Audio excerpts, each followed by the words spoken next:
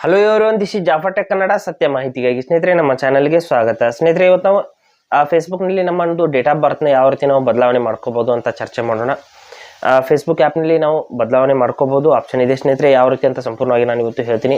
ಹಾಗೆ ನಮ್ಮ ಚಾನಲ್ಗೆ ಮೊದಲು ಬಂದಿದ್ದರೆ ದಯವಿಟ್ಟು ನಮ್ಮ ಚಾನಲ್ನ ಸಬ್ಸ್ಕ್ರೈಬ್ ಮಾಡಿ ಮತ್ತು ಪಕ್ಕದಲ್ಲಿರುವಂಥ ಬೆಲ್ ಐಕನನ್ನು ಪ್ರೆಸ್ ಮಾಡಿ ನಮ್ಮ ತಂತ್ರಜ್ಞಾನ ಆಧಾರಿತ ಬೃಹತ್ ಕುಟುಂಬದ ಸದಸ್ಯರಾಗಿ.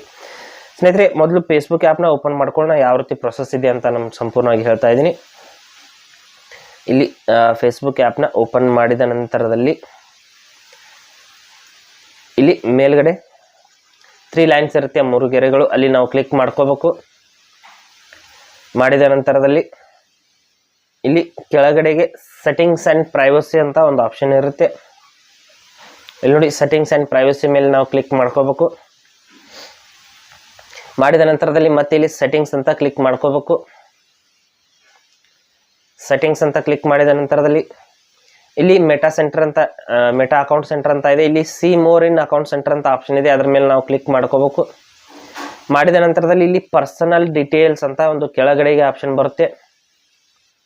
ಪರ್ಸನಲ್ ಡೀಟೇಲ್ಸ್ ಅಂತ ಅದರ ಮೇಲೆ ನಾವು ಕ್ಲಿಕ್ ಮಾಡ್ಕೋಬೇಕು. ಆ ನಂತರದಲ್ಲಿ ಇಲ್ಲಿ ನೋಡ್ಬೋದು ಬರ್ತ್ ಡೇ ಅಂತ ಇದೆ ಸ್ನೇಹಿತರೆ. ಅಲ್ಲಿ ನಮ್ಮ ಡೇಟ್ ಆಫ್ ಬರ್ತ್ ಕೂಡ ಶೋ ಆಗ್ತಾ ಇದೆ, ಅದರ ಮೇಲೆ ನಾವು ಕ್ಲಿಕ್ ಮಾಡ್ಕೋಬೇಕು. ಮಾಡಿದ ನಂತರದಲ್ಲಿ ಇಲ್ಲಿ ನೋಡ್ಬೋದು ಇಲ್ಲಿ 2 ಅಕೌಂಟ್ಗೆ ಸೇಮ್ ಡೇಟ್ ಆಫ್ ಬರ್ತ್ ಇದೆ ಅಂತ ಹೇಳ್ತಾ ಇದೆ. ಇಲ್ಲಿ ಮೇಲ್ಗಡೆಗೆ ನಮ್ಮ ಡೇಟ್ ಆಫ್ ಬರ್ತ್ ಕೂಡ ಇದೆ. ಇಲ್ಲಿ ಪಕ್ಕದಲ್ಲಿ ಎಡಿಟ್ ಅಂತ ಒಂದು ಆಪ್ಷನ್ ಇರುತ್ತೆ ಸ್ನೇಹಿತರೆ, ಎಡಿಟ್ ಅಂತ ಅದರ ಮೇಲೆ ನಾವು ಕ್ಲಿಕ್ ಮಾಡ್ಕೋಬೇಕು. ಇಲ್ಲಿ ನೋಡಿ, ಎಡಿಟ್ ಅಂತ ಕ್ಲಿಕ್ ಮಾಡಿದ ನಂತರದಲ್ಲಿ ಇಲ್ಲಿ ನಾವು ನಮ್ಮ ಡೇಟ್ ಆಫ್ ಬರ್ತ್ ಅನ್ನ ಯಾವ ರೀತಿ ಬೇಕೋ ಆ ರೀತಿ ಬದಲಾವಣೆ ಮಾಡ್ಕೋಬಹುದು. ಡೇಟು ಮಂತ್ ಇಯರ್ 3 ಕೂಡ ಬದಲಾವಣೆ ಮಾಡಿಬಿಟ್ಟು ಇಲ್ಲಿ ಸೆಟ್ ಅಂತ ಕ್ಲಿಕ್ ಮಾಡ್ಕೋಬೇಕಾಗುತ್ತೆ. ನಂತರದಲ್ಲಿ ಸೇವ್ ಮಾಡ್ಕೋಬೇಕಾಗುತ್ತೆ. ಇಲ್ಲಿ ನೋಡಿ, ಡೇಟ್ನ ನಾನು ಮಂತ್ ಡೇಟ್ ಎಲ್ಲವನ್ನು ಕೂಡ ನೋಡಿ ಈ ರೀತಿ ಬದಲಾವಣೆ ಮಾಡಿಬಿಟ್ಟು ತೋರಿಸ್ತಾ ಇದ್ದೀನಿ.